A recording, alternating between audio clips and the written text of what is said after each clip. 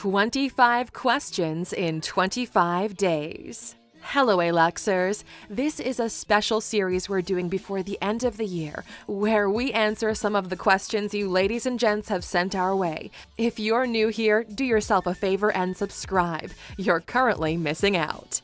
Here's today's question. Why is networking so important?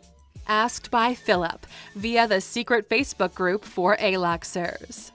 Whenever this topic comes up, you usually think of a room full of nicely dressed people sipping cocktails and exchanging business cards and pleasantries, all in the hopes of meeting people that will benefit them.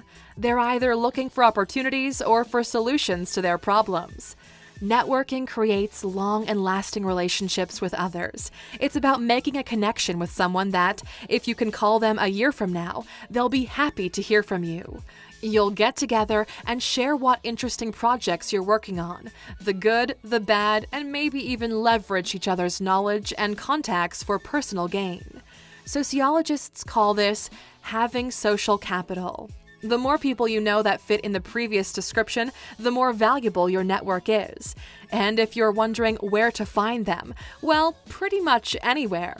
Networking can happen at a conference, at a leadership program, in line at Starbucks, at a resort in Capri, or an event you discovered on Facebook. And speaking of, you cannot go on Facebook these days without being bombarded by events with the term networking in them. From personal experience, these are mostly a waste of time because almost everyone there is looking to vampire time, energy, and resources over drinks without giving anything back in return. Your best bet is specialty events, where people who have a particular set of skills, which you might be interested in, gather together. They will be more than happy to talk about things they're passionate about, and you'll learn a lot more in return. One really important perk of networking that others seldom mention is the confidence boost you acquire from constantly getting out of your comfort zone and meeting new people. This trait will quickly prove to be invaluable for the rest of your life. In many of our previous videos, you've heard the saying, "Your network is your net worth." This has been proven to be accurate throughout the ages. Those who have a solid circle around them can always rely on it. The rest don't have that luxury. The same circle can accelerate your growth. The more people you know, the more opportunities will come your way. Strategic partnerships and recommendations can go a long way these days, and you can never have enough of those in your corner. Now, while all of this sounds fantastic, we can already see in the comments, "But Alux, I'm an introvert, I'm shy, I can barely muster up the nerve to talk to one person, let alone go into a room full of people and network." Well, that's fine, it just means you're not there yet. Start small. Reach out to old connections, maybe an old friend from high school or university, or maybe someone that you got along with at a previous job. It could even be that nice neighbor that always says hi when you meet, but never really got a conversation going. Here are some steps you might consider following when you're out networking. 1. Make it easy for people to approach you. Don't stand next to a wall staring into space and avoiding people. 2. Have a goal.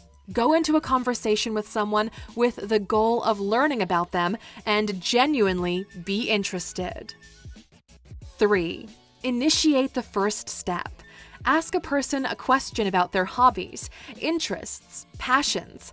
What brings them to the event? What's their biggest takeaway from past events that they've been to?